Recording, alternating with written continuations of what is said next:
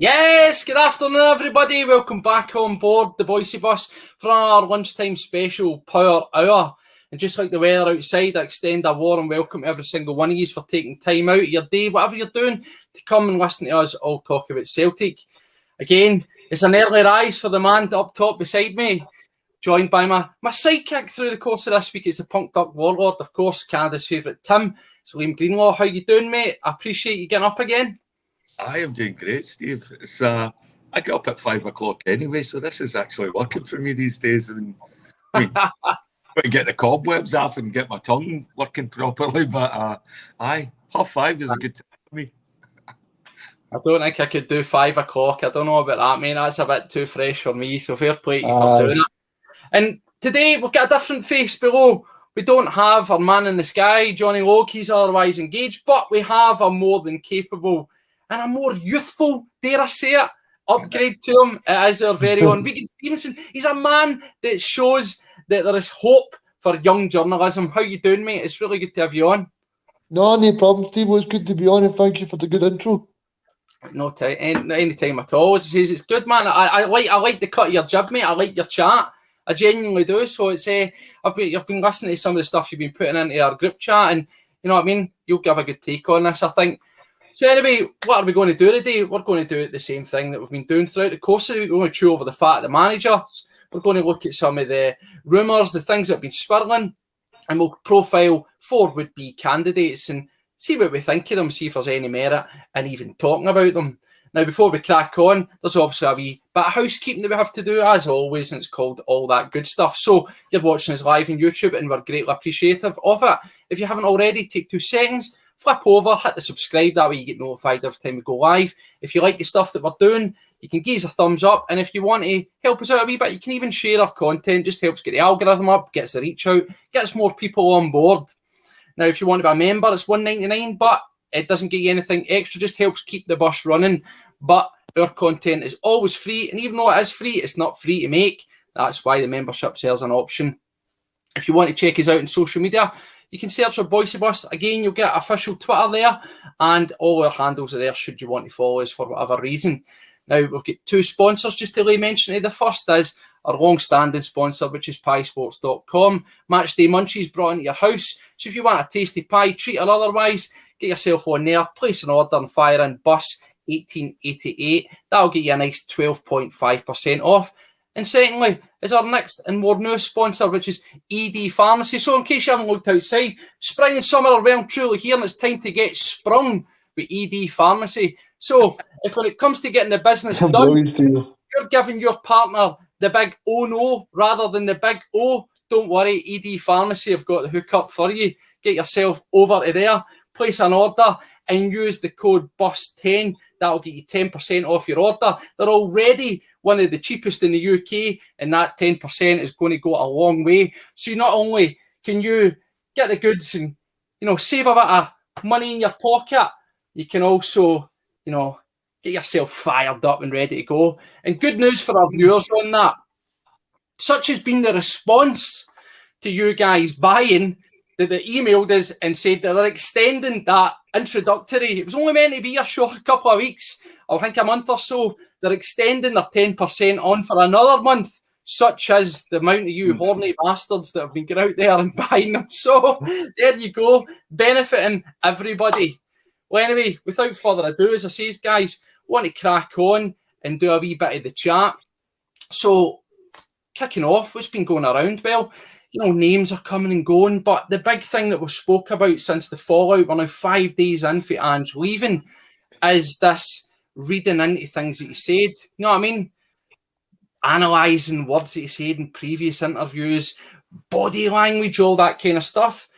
But recently, folk, have they maybe been jumping the gun when it comes to players? I don't know if both of you or any of you saw the tweets and the Instagram things that Jota had put out, and then the most recent one was Kyogo, where the wording is basically just to the effects of, I'm greatly appreciative, thank you to everyone, the staff and everything for this year, I'll never forget it.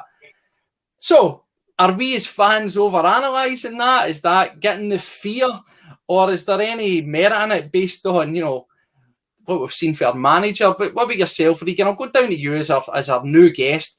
Do you think fans are jumping the gun with these kind of things? Probably a bit too much, because Frankie Kyogo, he's got his first domestic treble. He's had a great season, 34 goals. So I think in terms of Kyogo, I don't know if there's anything concrete from Spurs at the moment. But I think Kyogo is absolutely adored by Celtic fans. So I think if Celtic can get one more season out of Kyogo, that'd be great for all parties involved. I think if you look at Kyogo after the matches, Stevo, he's the one that's jumping about, celebrating with all the fans. So all the fans adore Kyogo. So no, I think people are probably reading too much into it, because they thought Ange was here for the long term. But now we've got things in the press that's saying that this was in the works from maybe March, April time. So maybe the whole Ange thing, maybe Ange just said, I'm going to see out the season, do it properly, and then go. But I think in terms of Kyogo, I think Kyogo will stay for one more season, and I think Celtic fans are probably just a little bit scarred from the Ange Postecoglou debacle. Yeah. No, I listen. I totally agree with you. We spoke about this the other day as well, Liam, and we said about certain players. And the one thing that we said about our Asian players is, it seems inbuilt as a culture that there's respect, and this notion that they would down tools and that they would throw their toys at the pram to get a move. There doesn't seem to be that worry, but Regan shares that confidence that the guys will want to stay about. Where are you on these kind of things that you see? Do you pay much attention? Do you give much weight to Instagram stories as the way the modern footballer? But do you think the wording's completely getting taken out of context? Because it was a wee bit reflective, wasn't it?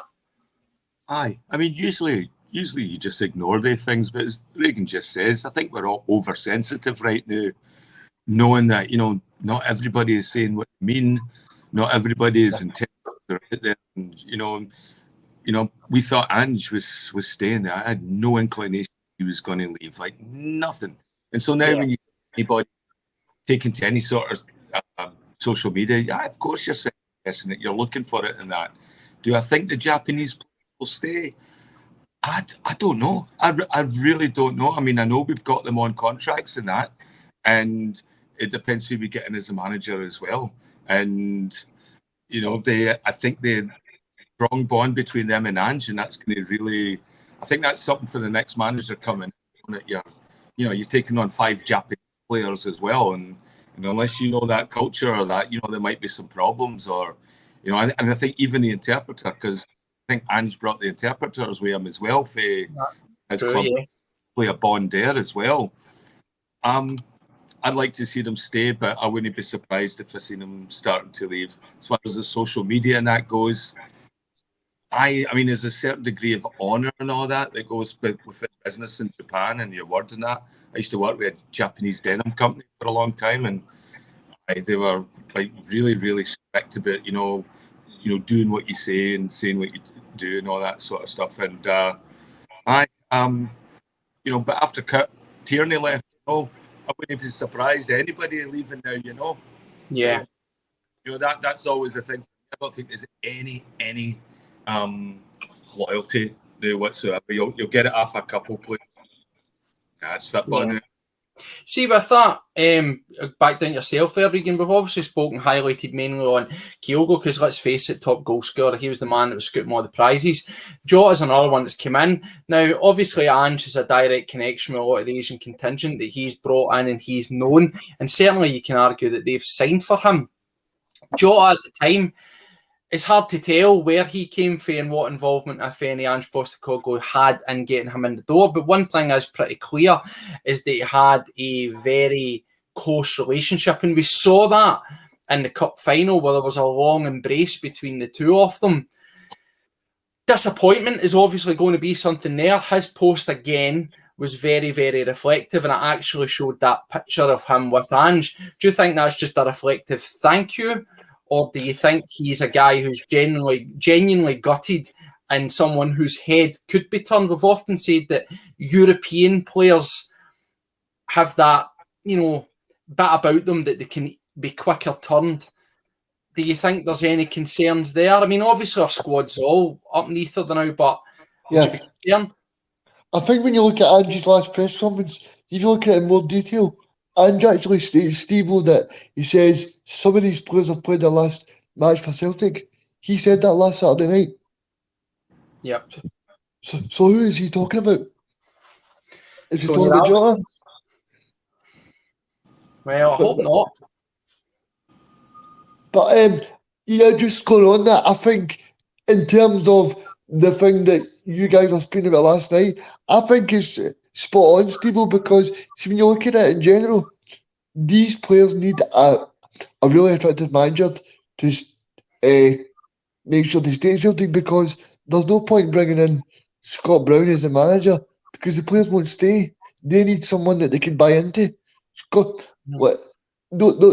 only players that could buy in to Scott Brown probably would be McGregor and Scott Bain and the Scottish players that have been there when Scott Brown's been there. Because what has Scott Brown done in management to warrant that place? I think if these players want to stay, they want to have a major say in who's the manager, because they want to progress as well. They want to see the club going forward, because if they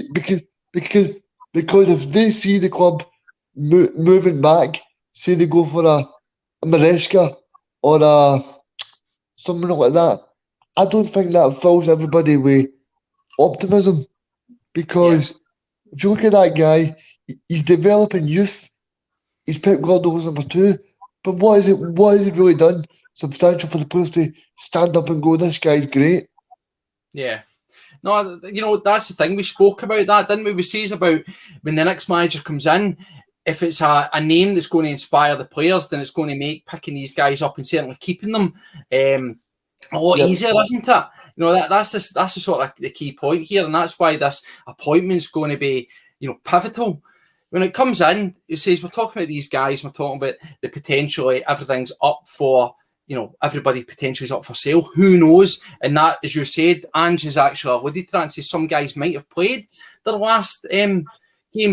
Who he's talking about, we don't know. But see, on that, and I'll ask yourself, Liam, what would you think is the reaction going to be that these guys were tapped up, if you want to call it that, by Ange? Say he does come in, and it is Maeda, it is Kyogo, it's Jota, and he comes in with a bid for them, and they were, let's just say, to go to Spurs. What's the fan reaction going to be to that? Do you think it's going to be more of this, he's a rat type of stuff, and he was, laying the foundations behind everybody's back before he went? I think you could throw that at him as well, because, he came here expressively to build something. And after 2 years to build stuff and then start taking away some of the major components of that build, it's completely unfair. It's asking somebody to design you a house and he says, they'll put it together for you over 3 years, but they leave after 2 and then start taking some of the foundation and stuff with them. That doesn't make any sense to me. Was Ange one that attracted Jota and all that? Well, it wasn't his managerial CV, so it was his persona. It was whatever he said to the players to get them to sign and all that. But also we're a big club as well. I mean, I wouldn't be as worried about Jota until I've seen him walking into Brazen Head and all that now. And I think if you see him coming anywhere, any Celtic player coming here, any Celtic iconic type displays of affection for us, we just have to show him out the door and say, sorry, Jota, you're barred. You can't come in here tonight. See that, name your badge kissing, name your chest thumping, you're out the door. See, that's the thing, isn't it? Players buy in. I mean, we see the energy that Kyogo brings. He's always the guy who's leading the celebrations. And let's face it, it looks like he's loving his time here at Celtic. And then you've got guys like Jota, cutting about the Celtic pubs with the classic tops on. And much like with Ange and his words, he done it through words and connected that way. The players are connecting with us through these things that they do. So that's where it becomes hard, doesn't it?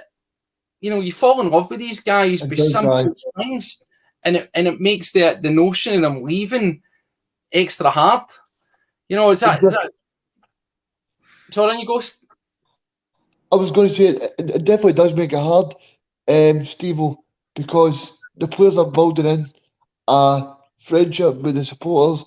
They're building in a friendship with the manager and things like that, and they're showing them that they're fully invested in the squad and fully invested in the Celtic support. Because even Jota last year, when people didn't know he was signing, he was in Spain wearing a Celtic top. Yeah. No, that's true, mate. That's true. I do recall this. But also to play devil's to play devil's advocate to your last question, Stevo, I think if you look at it, that's what Ange does though. He takes his former players to his new clubs because you've benefited. Yeah, because he did that with Kyogo, he did that with Maeda, he did it with what's his name? Awata. So I think in some ways you probably need to prepare yourself for it as well, because everywhere Ange has been, he's took his players. Yeah, well, it's a real possibility, and there's a few folk are saying, see, so long as any bids that come in are, of a good standard, then we should, why not? Let's consider if the money is right, and by right I don't mean 10 million or that. We're talking, especially for a Kyogo, you've got to be talking over 20, have you not? Jota similarly. So if that's going to be the case, then so be it. But as long as we replace with similar or better quality, then I'm sure we could quickly get over that. There's another wee thing before we crack into all the managerial kind of talk. I think that I spoke to Russell last night, Russell and a couple of guys after we went off air, and one of the important things that they brought up to us, and I found it quite interesting, was we're talking about managers leaving and their supposed loyalty to us or lack thereof, with Rodgers leaving and now Ange leaving. And Russell asked me questions like, well, where's our loyalty, if you will, to managers? Is loyalty just a sort of cheap commodity in modern day football? Because let's face it, when Ange first came in, after his sort of first 7-8 games, our loyalty and by large was non-existent, was it not? True. So, at what point are we wanting our cake and eating it at the same time, where it's all right for us to jump over managers or players' backs and not be, loyal to them and not be sort of supportive of them, but when they leave, it's all the poor us? What do you think of that, Regan? It's probably a very good point, Steve, because you look at it. Well, I've got a perfect example. Tony Ralston. A year ago, people were saying that guy needs to go, he's not good enough. And then he gets a proper chance under Ange, and he's a very good player, Steve, and he showed that last season. Because you look at Ralston, he was somebody that was playing at St Johnstone, Dundee United. Do you know what I mean? He was nowhere near it. Yeah. No, that's there you go. Then what about yourself, Liam? What do you think? Are we quick to jump the gun? It's football. Football fans. That's our gift. We're emotional. We're raw, and we're reactive. But do you think there's got to be a wee bit of sort of reflection on it, that a bit of acceptance? Folk are going to move on, and maybe we shouldn't be quite as judgmental, because we're certainly quick to jump down folks, players' throats, managers' throats if it's not quite going the way we want it, aren't we? That's football. That's football, right? And I think that's it. You're going to build an emotional relationship with football, and you're going to have, what else do you have to talk about? You love players, you love teams and all that sort of stuff. So it's an emotional thing. And so I'm always going to have those up and downs. And when people leave you, you're going to have all sorts of reactions, and you're going to go through different phases of that. Yeah. And, and I look at players that we have, we're really quick to judge them and all that as well. And I think that's all right. That's what you pay for. That's what you buy into, is to have your opinion on something like that. And that's sport. I think we can be a bit hard on our Scottish players. I know I certainly am. For some reason, I'm always harder on Scottish players than I am. No, I know you. You love Taylor and Ralston. Oh, great Taylor, I love him. I like Ralston. I've always liked Ralston, But it's one of the things. It's going to be really interesting in the next couple of days, because we've got all these guys tied down in long-term contracts. That's one of the great things that And I don't know if that's Ange or if that's our board that's done that. But whatever we've played a blinder there by getting these guys, not in 2 and 3 year deals, but everybody we signed pretty well through Ange came in a 5 year deal. So that gives us lots of options and lots of flexibility now, should the worst happen. And now that the worst has happened, whoever's coming in now, the manager, like, we're in absolutely brilliant shape. And so he's not going to have to make any rash decisions where people, whereas when Ange came in, we had 5 players leaving that were all good players. Absolutely. We knew they wanted away. And that could be with the Japanese contingent. That could be with some of the players like, what do you call him, Matt O'Reilly, people like that. There's all sorts of talk out there now that anybody unsigned could want away, Yeah. And we'll see what happens if they force a card. I just hope we can get really good money for them, because when it came down to Giacomakis and Juranovic, I was very, very disappointed in what we got back in return for them. I thought we could have done better, And so what happens, so I hope this is one of these, where we bid, 12 million Kyogo or something like that. No, I think it's worth a lot more, sort of stuff. So I'm looking for Ange to help us out there and walk away with this, not feeling like we've not only lost the manager, but we've also been tapped, Well, we discussed that the other day, didn't we? Where we turned around and says, Ange, Ange was coming out and saying this, if you don't want to be here, then you'll not be here. And the general thought of that was that it was kind of inviting, the floodgates open for bids to come in and for that to be lowballed and to just take what we could get. You've got to now think that now that Ange is out, that, well, that notion of if you don't want to be here, go, that doesn't apply because he's not in charge anymore. The power's firmly back with the board and then whoever's coming in the door. So would you be positive to think that should any of these bids come in, that we will be getting well above the market value of what we've seen with Juranovic and Giacomakis, for example? Aye, because as much as we like to criticise Peter Lawwell, we have to say he balances the books very well, and he knows if he can get market value for, let's say, a Jota, a Maeda or something like that, he'll definitely take it. Yeah. No, that's the thing is, the board, there's a time and a place for certain guys. I know always very polarising, but one thing you can't deny about him is when it comes to that negotiation, he's ruthless and sometimes better the devil, Well, anyway, we've been through that wee sort of bit of chit-chat. So let's get down to the fun bit that we've been doing. And with these wee afternoon shows have been all about. So we've got another 4 managerial potential would-be's that are in the hat. We've already covered the classics and the big favourite, the likes of Rodgers, and we went down the Maresca route. But who else's name's been popping up? Who's in the bookies odds? Who's the words on people's lips on Twitter and social media? So I'll fire out a few of them. I'll do as I done the other day. I'll give them a wee quick, look over at their stats, how they've performed at their clubs, a wee bit about their CV, and then I'll just ask you guys, what do you think? It is just speculation. It is just for a wee bit of fun. But, these names come up and often we don't know much about them. So it makes for good reading to actually see why their names may be getting mentioned. And the first one we have is Andoni Iraola. So who's he? I didn't know until a couple of days ago. He's the current Rayo Vallecano manager, 40-year-old Spanish manager. So what's he done with himself? That's what everybody wants to know.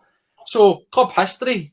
Between 2018 to 19, he was in Cyprus at AEK Larnaca, during which he oversaw 29 games, 13 wins, 8 draws and 8 losses. And I've fired on an extra wee start today, but what's his overall goal difference? Well, it was a plus 19 goal difference with that club, and he averaged just under 1.7 points per game. He was a Cyprus Super Cup winner. Whatever that is, I don't know. And he got them into the Europa League group stages there. So from there on, he moved on. He went to the Segunda League in Spain with Marades between 2019 to 2020, over which he saw 49 games, 18 wins, 17 draws and 14 losses, which is a meagre 1+ in the goal difference category and 1.46 points per game. But where he is currently at is Rayo Vallecano. He's been there since 2020, and they're, of course, playing La Liga. He's oversaw 136 games with them, 56 wins, 30 draws, 50 losses. They're overall goal differences plus to the tune of 7. And again, about just under 1.5 points per game. Finished 11th this season with Vallecano, and he had some nice results against big teams, notably against Barcelona. So his overall record as a manager stands at 214 games, 87 wins, which is a 41% win rate, 55 draws, which is 26, and a 72 losses at 33%. And his overall club goal difference is plus 27. He's an interesting one. He's a young manager. Certainly fits that young, it's an attacking style. And albeit he's not been at particularly great clubs, an 11th finish in La Liga with one of these sort of smaller provincial clubs can't really be sniffed at, and it's certainly a springboard if he can carry on for there. So, as our guest, Regan, does that do anything for you, mate? I've actually watched a bit of his teams in Spain, Stevo, and I think he's a good manager, so I'd be up for that. I would. They had Vallecano, who people know. He played for Vallecano over the past couple of years, and they're playing actually quite well. So, no, I'd be quite up for him to be the manager, to be honest. Yeah. I mean, there seems to be this desire, and it's a mix. I'm firmly in the bag of I want a manager. And the way I keep saying it is that when he walks in, you go, yes, you know what you're getting. That's what I want. But there's also a big desire among the fan base for young, promising, up-and-coming, exciting managers. Does he fit any of that bill for you, Liam? Do you see anything in him? I actually believe that he might be coming to the end of his term with Vallecano, and that's why his name's popping up. But what do you think? I mean, it's sort of digging in the Discovery expedition now, isn't it? I mean, none of these guys have ever been in my radar at this point now. And so now it's like having to go through, see what they've done, see what their record is, see what sort of type of attacking football they play. And then the thing that we don't see is what that interview's like. You look at Ange's record, it wasn't absolutely brilliant. We showed that in a response. And it's the same, well, we're going to have to come out and see how they speak and what sort of values they want to bring to the club. With Ange, it was, okay, we're going to tap into a market. It's very lucrative, got a lot of talent going on right now, and we can really stretch our pound in that market and do well. So it'd be interesting to see what he's got to the table. If he's got a route to up-and-coming players coming out of Spain or wherever he might be able to tap into, it'd be great, because we're always looking to see, okay, what else can we bring to a club? Like one thing I worry about Rodgers is, okay, well, Rodgers only knows expensive players, and he only knows players for south of the border. There's not going to be any, there's not going to be any, what do you call it, like diamonds in the rough there. And I don't think, no coming from Brendan, our staff would have to pull it up. But it's one of these things. We have to look now. We have to scrutinise and see what they're like, and it's just imagination at this point. On paper, it looks okay. But again, we're bringing in a lot of foreign managers right now, and we've not had a lot of success with that. Other than, I don't know. I mean, Ronnie Dyler. Who else have we had? Wim Jansen, Dr. Joe. Dr. Joe. Is there any other foreign managers that we've had? Off the top of my head. I can think. So I don't know. It has to see what the first press conference tells you everything about them, and see what they're like. Yeah. Well, who's our next candidate for the wee bit of spotlight on them? It was one that Mark brought up last night, and I alluded to was going to feature, which is Pascal Jansen. So again, who's Pascal Jansen? Some of you may know that name, some of you don't. So currently 57-year-old manager, Dutch manager. He's a current manager, AZ Alkmaar. He's been there since December 2020. He's a face that we're certainly familiar with, having played them. So what's his backstory? What's his route to Alkmaar? Well, his early coaching started off predominantly in Holland, where he skipped around a few clubs, Haarlem, Vitesse and Sparta Rotterdam. He then took himself over to the United Arab Emirates, of all places, to do some coaching, where he was at Al Jazeera and Al Wada. He then came back 2013, where he settled in at PSV as a coach, and he coached the under-19s and the under-21s between 2015 to 2017. From there on, he moved and he went to his current location, where he's at AZ Alkmaar. He's been the coach here, having been promoted from the coaching to the manager in December 2020. Initially, that was on a similar deal as a caretaker, but he proved his worth and he's been kept on. So again, what's his stats as a manager? And this one, I thought I actually made some pretty decent reading. At PSV under 19s, 58 games, 34 wins, 7 draws, 7 losses with a plus 58 goal difference and a 1.9 points per game average. For the under 21s at PSV, 74 games, 33 wins, 18 draws, and 23 losses, plus 11 goal difference and a 1.6 average points per game. At Alkmaar, where he currently is, he's currently had 134 games, Liam, in which he's won 80 games, drew 20, lost 34. The big one number here, a plus 115 goal difference at his time there, and they've rattled in 2 points per game. So overall, his stats look pretty good. 226 games with a 55% win rate at 147, a 17% draw rate of 45, and a 28% loss at 74. But across all his teams, a goal difference positive of 184 goals and averaging about 1.9 points per game. Folk always want to know about Europe. What's he done? Has he had any experience in Europe? Well, he has. Obviously, he played us. 1-1, lost 1. Celtic go through.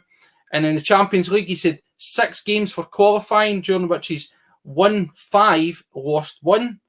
And in the Champions League proper,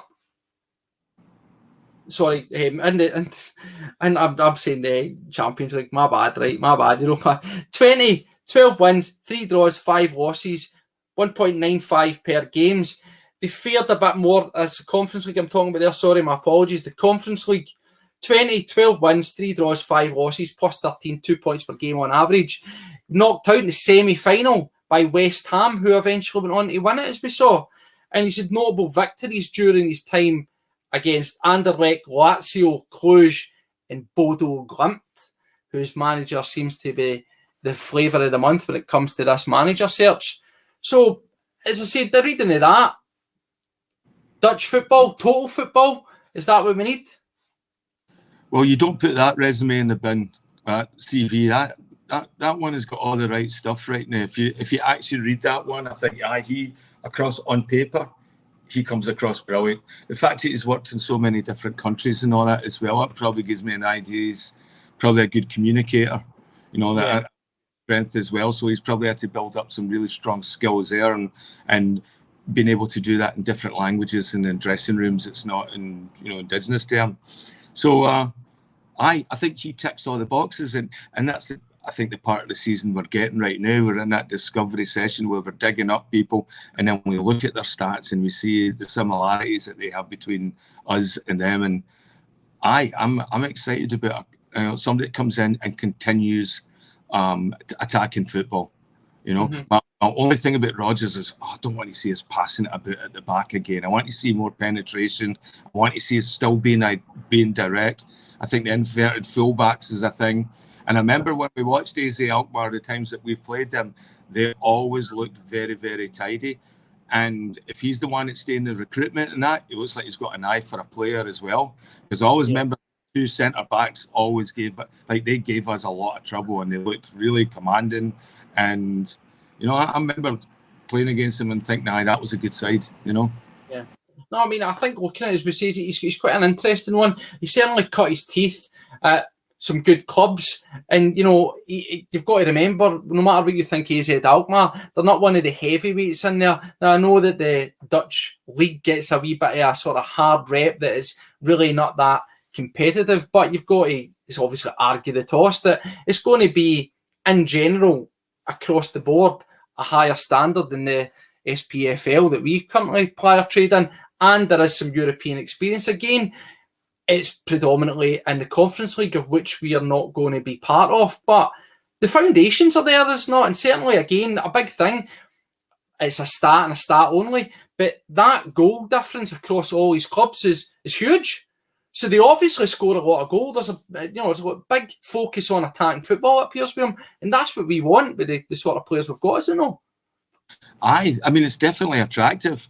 I'd be looking to see what, the first thing I would do is look and see what players he's played with that we can poach. You know, just like Tottenham are looking at us and going through, we should take him, You know, and I think it's always different when we're on this side and think, I wonder if they've got a good, another, I wonder who the target man is then and how they play to that. Is that, for us to play that style, is that something that we need to bring in? Is it a big guy that plays up front, or is it something where Kyogo can find space and stuff within that team? And so again, all this analysis and all that has to be done. And as soon as the manager's appointed, that's when we'll be able to fill in all those spaces as well. I mean, looking at Alkmaar, as you say, we watched them. They do play that, typically Dutch style. There's a lot of possession, a lot of passing, and a lot of focus on attacking. And certainly that, it sounds right down our street of what we need. But we also, as fans, when we talk about our own clubs and the pathway thing for youth upwards, we always use the Dutch teams as being the sort of shining light and the model of excellence of what we should be trying to do. Again, if he's coming for that background, is that not maybe a potential plus for him as well, that he's from a league, he's from teams that are known for nurturing that and bringing through, finding young talent, identifying and developing it. Obviously it's a balance and we want quality players, but we also want somebody that, has got a wee bit of investment surely in youth. Well, I mean, if you have to look at anything to fault Ange with, I know he tried to bring Vata on towards the end of the season, but still seems like your youth academy doesn't seem to be developing anything right now. And so I'd like to see somebody that comes in that knows how to develop a player. Where with Ange, it didn't look like, he's got his 11, he's got or 15 guys that he likes. And that's it. And for youth players to come in and get a really good shot, you have to be really, really exceptional. And, I'm bringing in Vata and that, but it didn't look like there was anything else. And also, he's still a bit raw for us anyway. So I'd like to see a manager that can come in, that can develop players and get something out of the youth team as well. And by the way, I'd like to see somebody that can work with Scottish players as well. So it just doesn't become, just recycling through, the manager's, history and nationality and all that we still need to have a route so that we can develop young Scottish players and they can end up going into the first team, rather than, was it Ben Doker that, ended up... He's definitely one that appears to have slipped through the net. So, we don't want that happening again, particularly with the likes of Vata. He's shown that real promise and we don't want to be in the position, as you say. So, no, listen, I'm all for that if we can get somebody that's coming in that's got an eye on it. But again, they need to be right. They need to be ready as well. So, as you can see, guys, we've lost Regan temporarily. He seems to be having a wee bit of sort of technical gremlins. Hopefully, we can get him back in the fold soon. But if not, we'll certainly crack on anyway. So, with names, and there's always a random one that gets chucked out there, and you've got to take it with a wee pinch of salt, haven't you? It could just be a wee bit of mischievous actions, social media account. It could be an agent or, anything in between. And there's one here that, I don't know how true it is. It's probably a lie. But again, for the benefit of chat, it's worth looking at. And when I actually did look at it, I went, that's not too bad, actually. So it's Jindrich Trpisovsky. I hope I said that correctly. But who the hell is he? That's what everybody wants to know. Well, he's a current 47-year-old Czechoslovakian manager for the Czech Republic, and he's in charge of Slavia Prague. We all know that name because they played the baddies, did they not? So again, what's he done with himself? Why is he worth looking at? So he's predominantly been in Czech League to begin with. FK Victoria Zizkov between 2015 to 2016. 68 games, 35 wins, 13 draws, 20 losses, a plus 33 goal difference overall, and a 1.75 points per game. He then went to Slovan Liberec between 15 to 2017. 108 games, 55 wins, 22 draws, 31 losses. Again, a healthy plus 46 goal difference across his time and a similar 1.75 points per game. Moving on to where he currently is, Slavia Prague. 275 games, 180 wins, 52 draws, 43 losses. A heavy duty 379 plus in the goal difference column. and 2.15 per games. I don't know if that's because the Czech League's garbage or not, but it's still the facts, and I'm just going to tell you them. So what's he done there? Well, he's been league winners times 3. He's won the cup 4 times, and he's won the Super Cup. I don't know what that's different for the cup, but he's won it anyway. In terms of Europe, he's been in the Champions League as well this season, and they were the unfortunate whipping boys, but who could blame you when you're in against Barca, Dortmund and Inter, who are about to play the final come the weekend? They played 6 games, they won 0, they drew 2, they lost 4, -6 and a meagre 2 points. But as we say, Europe always seems to be, is it not, what folk are wanting to know. What have these guys done? What experience have we got? We're going straight into the Champions League. Well, how do we look? Europa League, he's qualified. His highest finish was a quarter-final, getting put out in 2021 season against Arsenal. He's had 36 games, 14 wins, 8 draws, 14 losses, 1.4 points per game. Now, we're a Champions League team, but the Europa League is a realistic drop-down for us, so it's worth considering. In terms of the Conference League, he's had 17 goals at it, 6 wins, 5 draws, 1 loss, and his highest finish there was a quarter-final. Notable wins against Rodgers under Rodgers' Leicester team. Rangers, of course, Bayern Leverkusen, also Sevilla. So he knows how to beat decent teams with a small club and a small budget. And his overall stands at 451 games, 270 wins, 87 draws, 94 losses, which is 59, 19, 22 for the win, draw, loss. And his goal difference, 458 in the green. So, as I say, his random name maybe means nothing. But that's no bad reading, is it? Not too bad at all. I mean, he sounds like mini Venglos, right? He's young Dr. Joe maybe. Maybe we'll bring Moravcik with him as a number 2, something like that. Would you appeal to the fans with that one, eh? What? Appeal to the fans with that one, a wee carrot, as Dalglish would say. Oh, that'd be a big carrot, He has been visible in Celtic Park in the last couple of years, a little bit much more than I thought he would be. He seems to show up for a couple of things, but I mean, I don't know what the standard of the Czech League, but seeing more and more teams like Slavia Prague and Sparta Prague and that show up in Europe and do well. Having played Czech Republic a million times now with the Scotland team, we've got to see that those players that are coming for that league are very, very technical. When we played them in the Euros, they were all over us technically, and that seemed to be the big difference. We had a lot of passion, we had a lot of fitness, we had a lot of intensity in our game, but technically they played us off the park, and they were much better positioning than the Scottish players. So I think that'd be an interesting one to see. That's one of those imaginative signings that I think would be really good, and it all becomes what he comes across in the interview, and just what his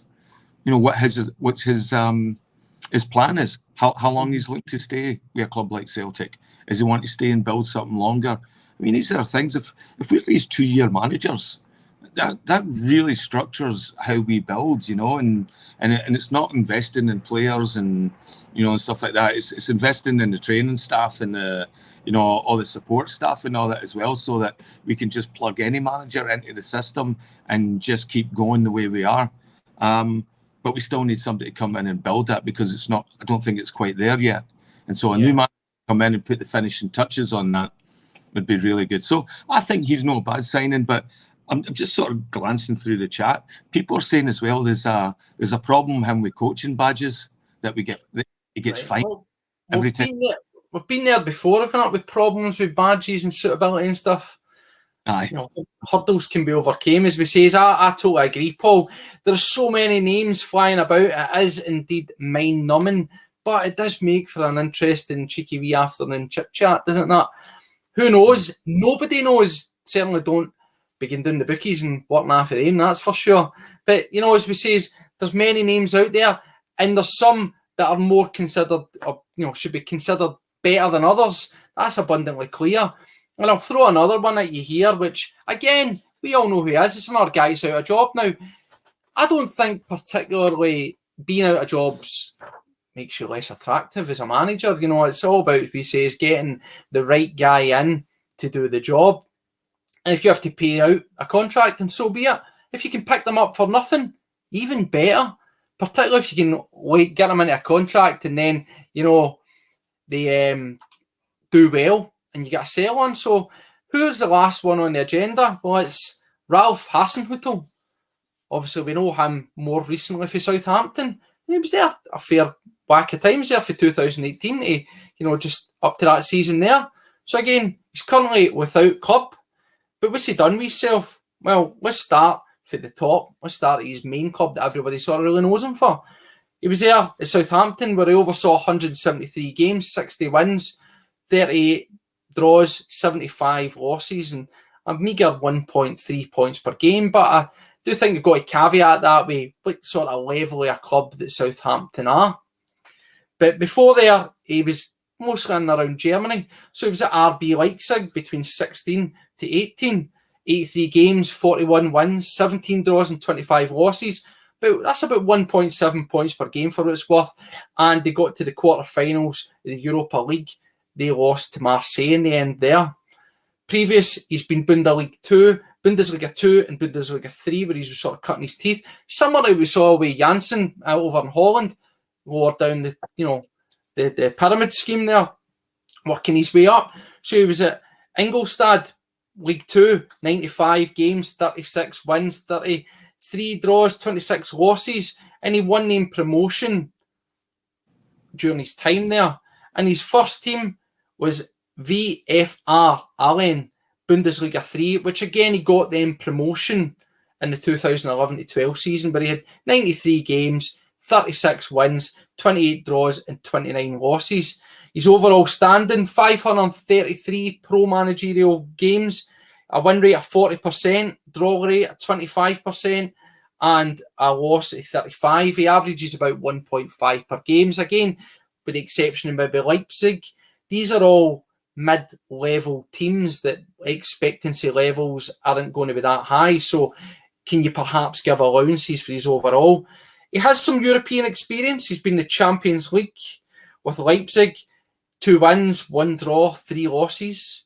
In the Europa League, also with Leipzig, getting to the quarterfinals, I say he had 3 wins, he had 1 draw and 2 losses. So there's some experience in Europe there. As I say, it's not the best reading, certainly the ones that we've done over the past week, but he has a name, he's out there, and certainly his time at Southampton for a large spell, folk were enjoying what he was doing. Have you any thoughts on him? Is that too grim reading for you, or do you see potential there at the right club? I'm sure there is potential at the right club. I just don't think it's us. I think we need a manager with a winning culture. Somebody that has to be able to get players fired up at every single point is crucial, every single game. And I think, Ange is very, very good at that. Brendan Rodgers is absolutely fantastic at that. Invincible season and all that. We need a manager that comes in with that mentality, and I don't think you get that managing a team like Southampton and Leipzig and all that, where you're not expected to win every single game. And we need a manager that comes in with that mentality that's going to be able to spread that to the players, so that these last minute winners and all that never say die, that we don't stop attitude continues to evolve at Celtic, so that we keep going and going. I don't know that with managers like that come in that don't have that mentality. It can be built, but we're not a learning ground. We need a guy that comes in that's ready-made, that already understands the ethos of the club.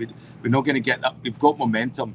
We don't want to stop and then rebuild all that stuff up, with another slow start, or trying to adjust to a new style of play, or an influx of key players or something in new positions. So yeah, I'd give him a pass. I mean, and he's probably an expensive option as well.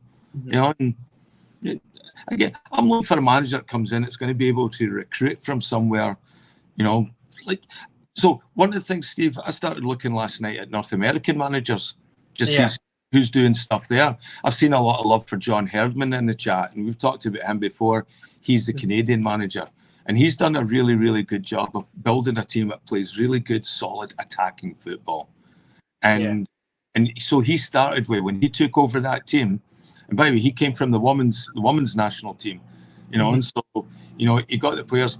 but he inherited an absolute Rolls Royce in Alphonso Davies, you know. And so you've got a guy that plays right back as the star of your team, and he's managed to build a team around Alphonso Davies, and now he's got Jonathan David up front as well, who's another prolific scorer in the French league. I think he plays with Lille. And he's built a team around those guys, and it's pure, fluid, attacking football. And, you know, we used to get hammered a lot of times. You know, we haven't been able to qualify for a World Cup since 1980 because we've had a really strong building US and Mexican teams to contend with. And with the two spots, they're usually the two that go through. I think he'd be a great shout, but I don't think he's going to come. He's coaching the Canadian national team. It's on a high, and the World Cup's coming up in Canada. Exactly. Yeah, you're going to want to be part of that, aren't you? Aye, but there's other guys out there as well. There's guys, I think it's Jim Curtis, right. Philadelphia Union. He's a former MLS Manager of the Year. And again, guys that play really good attacking football. Go. Lots of, you know, plenty of overlapping, plenty of attacking. And I think it'd be well worth looking at some of these guys as well. And then what they also do is, you know, they've got a chance to unearth another, you know, or a CCV or a Alistair Johnson. Yeah. Alistair Johnson wasn't a standout, by the way, not even for Montreal. You know, so there's players in that league. Looking into, you know, maybe get somebody from this side, because you know a lot of them have European connections now, anyhow. Mm-hmm. No, see, that's the thing, is we spoke about this last night on the forum. Be interesting to see what direction we go in, because let's face it, there's always been a question mark over how far we cast the net and how connected we are. You're just talking about these sort of other markets and stuff, whether that's for players or indeed looking at managers. How far do we actually cast the net? Previously, we've been very sort of Eurocentric, and we've kept in that, you know, sort of bubble. You know, obviously going for Ange was complete out of left field. And how much was that to do with City Group connections and their scope for, you know, managerial searching and knowledge, or was it just a wee contact in a black book that happened to work out well? It'll be nice to see us try and be a bit blue sky thinking with who we go for, but at the same time, you can see why even going for guys from, you know, sort of that league is going to be considered to be a big gamble. And as the guy said last night, what do you think? What does your heart tell you? Is it going to be a Dermot Desmond production, i.e. bringing in a Rodgers because he's angry, he's pissed off at the reaction? And usually, let's face it, when that happens to the man, something good comes at the end of it. Or is it going to be the City Group sort of connection type thing? And that's where we're getting these guys' names like Maresca and that. So what does your heart tell you on it? If we bring it back to the real world, they're talking about the here and now. What version of that are we getting? What production is it going to be? Is it going to be one man's whim, or is it going to be something that's actually planned out? I think it's going to be one man's whim. You know, when do you ever see Desmond? You know, I've seen him more in the last month than I've seen him in the entire time I think I've watched Celtic. You know, and when I see him standing there in that box, you know, twisting the moustache and all that, you know something's up. There's a bit of Dick Dastardly stuff ready to go. I think it will be Rodgers, and I think Desmond is. I think he could be an emotional guy as well, where he reacts emotionally. And I know he's a high-powered businessman and, you know, multi-billionaire and all that, but I think football is his emotional plaything, and he doesn't like when a up-and-coming manager feels or seems to get one over on him. Will he be able to go back and forgive Rodgers? Well, it seems like he already has. And maybe he sees that in a way, and maybe it just comes with a stern lecture between him and Peter that you two have to play nice. You know, yeah. I'm not going to have this going through this again. So you two get it sorted and that, or Peter, you know, keep your finger out this time. Well, we said that last night, mate. We did say that and agree with that. I think if it were Rodgers to come back, you've got to take that positively, because it surely means that there's a line being drawn, you know, and if that fallout for the last time can be repaired, then, you know, let's go, let's get ourselves ahead of there. But just before we finish up, I said this last night, and, you know, thank you very much. You're well over 100 of you still with us, watching away and commenting away all through the course of what we've been doing here. We're now 5 days down the line. So the question I asked the guys last night is, we obviously want to make the appointment as quickly as possible, but at the same time, don't want to rush it. The team are back in, just over 2 weeks' time for pre-season. You want somebody in, do you not, long before they even turn up at training to analyse VT, to find out a bit about them, do his homework before they arrive. So the question is, how long is too long? How quickly now do we really need to speed this up? Are you looking for something at the turn of the week, the middle of the week? Do you think if it goes beyond that, it's getting to a bit of a circus? Aye, if we don't have it, see, by the end of this weekend, if we don't have it down to 3 names, I think we're in trouble. If we're just throwing darts still at this point, like what you and I are doing, we're just throwing out random names now at this point and hoping to try and make a connection. The board needs to have 3 names down, and those 3 names have got to figure out, okay, get them on Zoom, do whatever you have to do to get the interviews done as quickly as possible. I don't know if you have to wait for people to fly into Glasgow and see them in person, or, get the private jet fueled up and, fly out and meet them. Whatever we have to do, we need to get this sorted by, it's going to be the end of next week, because the players come back the following week. So I'd love to see us appoint somebody next week. And I know that seems rash and all that, but that's what big clubs do. And that's how you money sitting in the boardroom, is you have to have a plan. You have to have a plan for every single thing that comes up, so that when we're hiring a manager, boom, you go to the process book and this is exactly how we do it, and we follow that, and boom, boom, boom, and then it's done. And so I'd like to see somebody appointed next week for, then we can get a chance to go through everything and, and argue about that for a week. But it's getting silly now, isn't it? I mean, it's exciting. First it was disappointing, then it's exciting seeing who you're going to get and all that, and then it just turns into, oh Christ, just give me anybody at this point, because you get exhausted. You spend a lot on this emotionally and that, and so much of this is just random and like, oh, this could be nice, that could be nice, but I want to see drop a list of 3 names, by the beginning next week, and say, okay, it's going to be one of these 3 we're going to go after. I totally agree, mate. As it says, we're starting to get to the stage where we're talking about names who, might fit a bill, but they're also, it's rumour. That's all it is. It's rumour. And it's, as it says, it's chatting, and, it's worthwhile to talk it out anyway, because you never know, you might get one of these guys. But the one thing I'd say is it's pretty clear, and we've said this before, it's pretty clear for, some of the words apparently Ange, he impressed in 2 rounds interviews, blah, blah, blah. This is not something that's just happened over a couple of days. This has been planned. So to that end, you've got to imagine that we knew long before. So this planning really we should have been further down the line with our candidates. Is your concern that, let's face it, Ange was a disappointment when he first came? He was a disappointment. See, everybody's got their eggs in the Rodgers basket. I'll be honest, I'm one of those people. Do we potentially are going to end up disappointed with Maresca? Is that your biggest fear?